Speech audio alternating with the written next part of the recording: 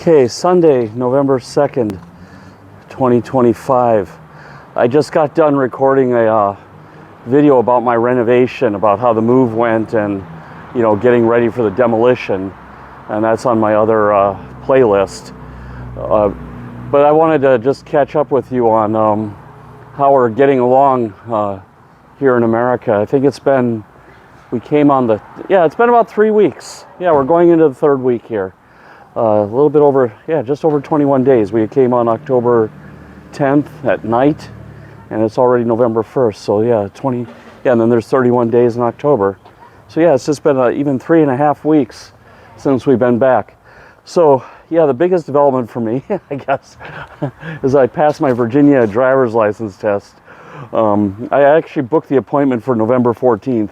But I went ahead and tried to get the walk-up spot. If someone didn't show up, you can grab a spot. So I got there really early in the morning.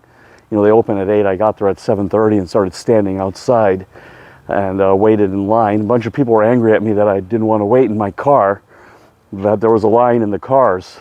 I thought you wait at the door, like when I used to camp out for parking tickets when not parking tickets, concert tickets when I was young.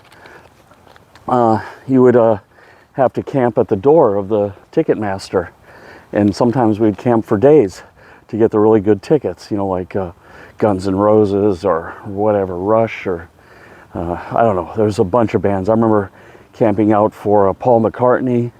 This is something we used to do in the 80s, to get a good seat and to go to concerts. So I thought it worked the same way, to get a spot for the driver's test. But apparently the people were upset. It was cold for them. I've been living in Ukraine and Norway. So they said, I got to freeze. So they were yelling at me. It was an interesting mix. One was an angry white man and the other was an angry black lady. And both were mad at me, for getting out of the car and standing at the door. They said they were there first. But I said it's the first at the door. But anyway, I got my spot. And they weren't coming for a driver's test, they were just coming for a renewal. So totally different things. And within a minute, the attendant, pointed us to the right lines, and I managed to get a spot. Now, I'll tell you a little story. I went actually 4 days ago, but it was raining and windy, and the guy said we don't give driving tests when the weather is bad, and the weather really wasn't that bad. Especially by Norwegian standards or Ukrainian standards. It was just some clouds in the sky and some drizzle and some wind, but nothing that would really make it overly hard to take a driving test. But then again, that's the test. Like, how do you deal with adverse conditions? How do you how do you do the test when, or how do you drive when things aren't ideal? So I argued with the guy a little bit, and it turned out that guy was a driving proctor that I got on the Friday. I came on like a Monday or something, and then I got him on Friday, but he didn't remember me. So that was good. We made a few right turns, a few left turns. It was super easy, American style driving test. Mostly it was like trying to understand his instructions, what he wanted me to do. He said turn right and then go to the left lane, so you had to really catch the instructions. And I missed one of them, but I was able to recover. But that's not a fail. A fail is like when you run a stop sign, or you're going to create an accident, or you have a panic attack, then they'll fail you on the test. But I'm trying to walk in the right way, but I'm just walking through like a typical beachfront neighborhood while we talk. So I don't know, it was over before I knew it. It was a better part of 15 minutes. And then they give you a little sheet as a temporary driver's license. I got to keep my Norwegian license. One of the regular viewers asked me, will I give up my Norwegian license? No, I still have it. But I need this Virginia driver's license here in the US, not only for identification, but also my car insurance and everything I believe required it. I can only go on a Norwegian license for so long. So you still need to get the local license if you're gonna be in the area for a while. And it's indefinite for us. As much as, I'd like to go back to Ukraine in 6 months, it really depends on the work I find and the situation in Ukraine. What we're being told now is they're on power outages over there, or rotating power schedules, and the diesel generators are just running like crazy. putting up a lot of air pollution, and that's something I don't want for my kid. It's really that's a real downside of Ukraine now, is the air pollution. I mean, like I said, if it wasn't for this war, Ukraine would be the best place to live. I mean, after what we've seen in the world, Belgium, and what we've seen here in the U.S., like the U.S. is like a nice place, but like I said, it's just this driving culture. It's a bit nuts. People have to drive for every small thing. It's like even I have to fight myself. It's become so easy. Just jump in the car, go 2 minutes, go 3 minutes, but you're just burning up your car, burning up your gas. I'm just trying to get the sun in the right place. Yeah, and it's so that's what it is. And then what else is going on? So we got that taken care of. So when you get here, now Norway, let me see, Norway, I actually had to surrender my license to get my Norwegian license. They took my Delaware driver's license away. But here in the US, you get to keep your home country license. So I don't think it's gonna invalidate my license in Norway. I don't think they're gonna send a message, okay, he got it here, take it away. I don't think it's works that way, because I've already gone through all the the college education, as one would say, to get that Norwegian driver's license, and I'm in the system over there. And the reason why I had to redo it all here in the US is I let 10 years go by. If I would have come, within 10 years of my last license, they would have just given me an update one, like a renewal, like those two people in line. Their license was getting ready to expire, and they just needed an update. So I didn't really lose my US license. It's just Norway, I don't know, for whatever reason, they take that card away from you. They took my Delaware license away from me. I don't even understand why, but okay, whatever. That's just what it is. But yeah, in the US, it's still super easy. The written test is all based on the sample tests they give you, word for word. So if you're trying to get a Virginia driver's license, you want to do the written tests, you just do those sample tests, just go through all the test bank questions. They all show up word for word, and it's easy peasy. So yeah, that's the update.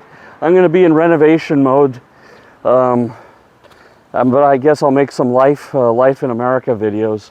I mean, it's just the usual. I mean, I'm coming back home, like reverse culture shock, and I understand what this is and why things are the way they are. The car culture, and why the food is so disgusting and everything. But it's still a shock. What really is frustrating is, like, if America could fix a few things, like bring back walkability, like Main Street USA.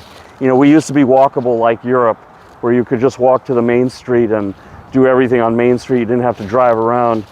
And we just do that, and we have properly grown food, locally grown food and everything, and get that same quality of food we were getting in the Arab supermarkets in Belgium. You would kill obesity in this country. It's like, I don't know, 70% of people are overweight, 1/3 overall are obese. If you solve that, you would just have a productivity boom. The spending on healthcare would go way down, and then that would go into different sectors, recreation, entertainment, home construction, whatever. People would feel better, and it would change the economy. I mean, one thing I sense when I come back is this is like a healthcare economy.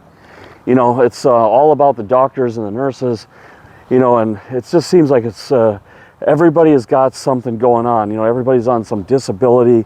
Everybody's walking around with sticks or little push carts or those little scooters.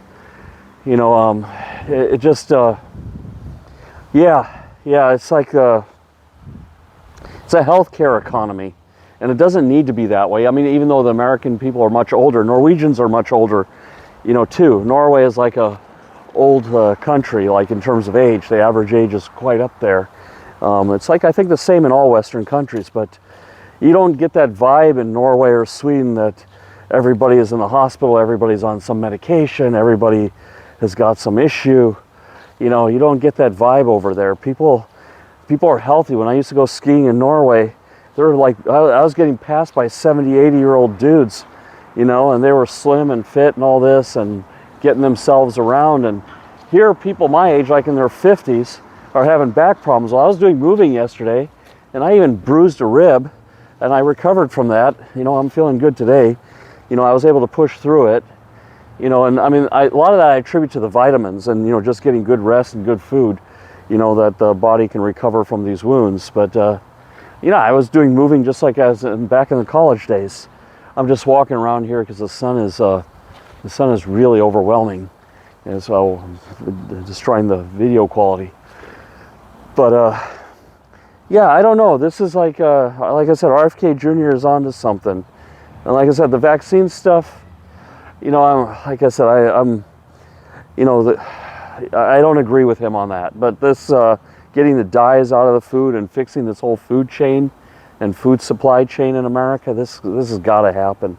You know, we're dying here. I don't get it. It's like a food crisis here, but it's not a lack of food. It's a lack of healthy food, or a lack of, I guess, people's choice. You know, I don't know. People are just choosing the food in boxes. You go to a supermarket here, all the food is in like 80% of it. We went to Harris Teeter, right? And like, that's supposed to be a good high-end supermarket. And like 80% of the aisles was processed food. And it was only like the right side where you come in is like the vegetables and fruits. And then the next aisle over was like some grain. And then everything else was just garbage, you know? And the food has gotten expensive here. I mean, it used to be America had cheap food, but all this food that's killing you now is also killing your pocketbook. It used to be that at least it was cheap.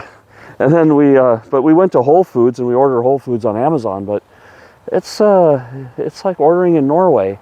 It's the same prices as Norway now to, you know, go to a proper store, you know, like Fresh Market or Whole Foods, and get properly, and even then, a lot of that is like fake organic.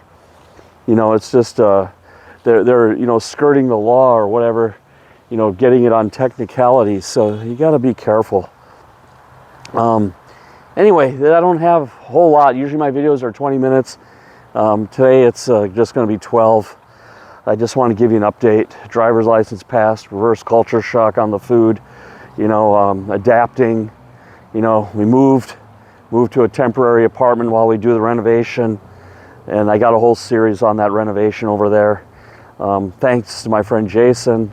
You know, it's good to have friends. You know, I'll be helping him next week unpack a shipping container. You know, he's got a whole shipping container full of stuff. So I trade labor for labor. If anyone needs help, I'll need help in return. I'm open for that. If you're in Virginia Beach and you need some help, and then you can help me out with my project, I'm more than open. But yeah. I guess I could make a little comment. I guess the situation, yeah, and we talked about the situation in Ukraine with all the diesel and everything. I don't know, long term, I think Ukraine is going to be okay. I mean, I'm actually getting a bit optimistic that, you know, some territory will be under occupation. But it looks like Trump is finally on board. I mean, he's wishy-washy, but the Ukrainians are holding the line, and Europe is, I guess, you know, they're disappointing, but at least they're doing something, and the momentum is changing in Europe. Things are changing over there. I mean, it's not too late. I was telling my friend, it just happened just in time. If Putin would have waited 10 years, he could have gotten all of Ukraine, because Europe would have been completely woke and completely dependent on Russia and China for everything. But they're just at the line right now where they can turn things around, and it looks like they're making all the right decisions. And in 10, 20 years, that's how long it takes for these things to work out. It'll be a lot different. But I don't think Russia's going to be able to grab all of Ukraine. If anything, if Ukraine is like under Russian control, it'll be like Palestinians, you know, Israel with the Palestinians. They're going to be getting stuff blown up and sabotaged and hacked, and it's not going to be an easy thing for them to hold. You know, it'll be really, it'll drain their economy out, and it'll, even though they have India and China trading with them, even India and China now are coming under pressure. So, and Russia has its own like population problems, you know, their own population cliff. So I'm actually a bit optimistic, but it's going to be 20, 30 years, you know, before this is completely resolved. But I don't think Russia is going to be able to hold Ukraine. I don't think Ukrainian bureaucrats are going to go along with you know, even if like Zelensky surrenders, you know, then you know, the bureaucrats, you know, even if they install some, you still need like locals and stuff in these at the local level and everything. I don't think they're going to go along with this. And like I said, it's just going to be a big mess for them to hold Ukraine. You know, so I think the Russians got to be careful what they wish for. You know, they could have a mess like the Israelis have, you know, with the Palestine thing. Although I'm on Israel's side, it just is what it is. You know, the Israelis came in and, you know, there were already people there and they couldn't seem to come to a mutual understanding, and it's been really rough ever since. You know, so yeah, that's what it could be like. I mean, already Ukrainians are, I don't know why they take credit for this, but Ukrainians are doing a lot of successful operations inside Russia. Like I said, they should be fixing that on other groups in Russia to get the Russians paranoid and start shooting at each other. But I'm not making the rules in Ukraine. No one hired me as an advisor. But okay, all right, we'll see you. Bye-bye.